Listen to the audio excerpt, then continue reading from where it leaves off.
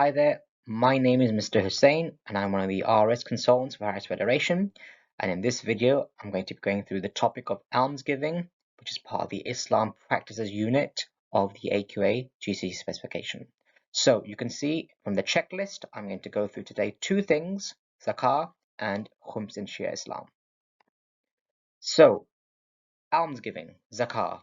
The first thing you have to know about zakah is it is one of the 5 pillars of Islam, and you can find it in the 10 obligatory acts of Shia Islam, and it means giving alms. Now, alms is not a word many people use nowadays, but that's the phrase or word used in the AQA specification, and giving alms is just another way to say giving to those in need or giving to charity. So in Islam, there are many ways to give alms, and the first way we have to know is through zakah.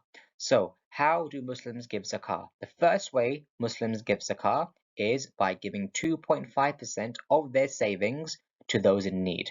There are many charities in the world that exist that you can donate zakah to as a Muslim, and they'll then distribute it to those people in need. And second way a Muslim might give zakah is by helping vulnerable members of society. So, it is very important for a Muslim to recognize that money that they earn does not belong to them. It actually belongs to Allah, because without Allah, you would not have that wealth. So therefore, if you are given this wealth, it's your responsibility to share the wealth with people who may not have as much wealth as you. Why is zakah important? Well, number one, it purifies your wealth. The word zakah literally means purification. So you can see the link there. Zakah purifies your money. Unless you give some of your money away to people who need it, your money will be seen as impure. And number two, it also purifies some bad qualities about you. It purifies your selfishness and greed. It removes that. By giving to other people, you become more generous, you remove selfishness, and you remove greediness. Two things that aren't good for a Muslim to have in their life. What does the Quran say about zakah? There are many verses in the Quran about zakah. It's everywhere. But here's one that kind of covers many things. Zakah is only for the poor and the needy, and for those employed to bring it, bringing hearts together, freeing the captives, those in debt, and those for the cause of Allah. So there are many things zakah is used for, and zakah basically goes to vulnerable members of society in the Muslim community. A second way Muslims give alms is by something called khums. Now, khums is specifically Shia Muslims, not Sunni Muslims. It's one of the 10 obligatory acts in Shia Islam, not in the 5 pillars of Sunni Islam. So, it's another way to give alms. What is khums? Khums is giving 20% of your savings towards those in need and can be given to charitable causes. So, this is where a Shia Muslim, usually once a year, will look at their savings and give away 20% of their savings to charitable causes like charities that deal with poverty, schools, orphanages, mosques, hospitals, anything that helps the Muslim community, khums can be given to. Khums comes from the word khamsa, and khamsa means 5 in Arabic, because you're giving away 1/5, which is 20% of your savings. Why is khums important to Shia Muslims? Well, it's one of the 10 obligatory acts. And secondly, it's a reminder to Shia Muslims that wealth belongs to Allah, not to them. All the money you earn, yes, is from your hard work, but without Allah's provision given to you, you would not earn that wealth. What does the Quran say about khums? Whatever thing you may come by, 1/5 of it is for Allah and the Prophet, for the relatives, the orphans, for the needy, and the traveler. So you can see here the Quran clearly saying that 1/5 of things that you come by is for these vulnerable groups. Now, even though this is in the Quran, Sunni Muslims do accept this Quran verse, of course, in the Quran, but they believe this only applies to spoils of war, whereas Shia Muslims believe it applies to money as well. So therefore, Shia Muslims pay khums, whereas Sunni Muslims in the modern day don't really pay khums.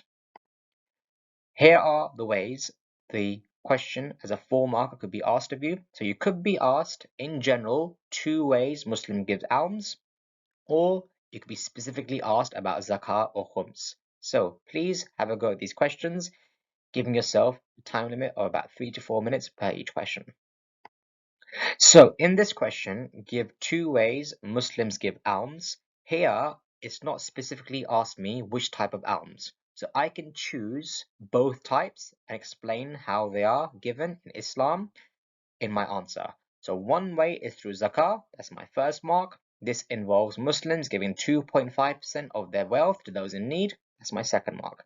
Another way is through khums, third mark. This involves Shia Muslims giving 20% of their savings to those in need and charitable causes. Clear 4 marks out of 4, 2 different ways alms are given by Muslims. Now this question here is specifically about zakah, not about almsgiving in general. So again, I must focus on zakah here, not all the other types of almsgiving. So one way is by giving 2.5% of their wealth. This goes to people in need, particularly vulnerable members of society. Another way is by regular donations. This involves them donating to certain charities or mosques that help those in need. 2 developed points there, 4 marks out of 4. With 6 mark questions, similar concept here. I could be asked about almsgiving in general, or specifically about the zakah almsgiving or the khums almsgiving for Shia Muslims. So again, it's not enough for me just to know about almsgiving and charity in general. I have to know the specifics of zakah and khums because both of them are on the GCC specification. So give the video a pause and feel free to have a go at some of these questions, giving yourself a time limit of 4 to 5 minutes. And if we model one of these, let's look at the one about almsgiving in general. One reason is because zakah is a pillar of Islam. It reminds Muslims that everyone in the Muslim community needs to be taken care of. For example, the Quran says that zakah is for the poor and needy. This shows that zakah is a requirement for those who can afford it. That paragraph would be given 4 marks so far. For a developed point, 2 marks. The source, 1 mark, and the application at the end is another mark. Another reason is that it purifies your wealth. By giving money to those in need, it reminds Muslims that Allah is the provider and all wealth belongs to Him. And that last paragraph gets you those final 2 marks for a developed point. So again, notice here, even though this is about almsgiving in general, in the first paragraph, I picked a specific type of almsgiving, which is zakah. In the second paragraph, I talked about almsgiving as a general thing. I can use both approaches, no problem, or specifically about one of the types of almsgiving. They both would get the criteria for 6 marks out of 6.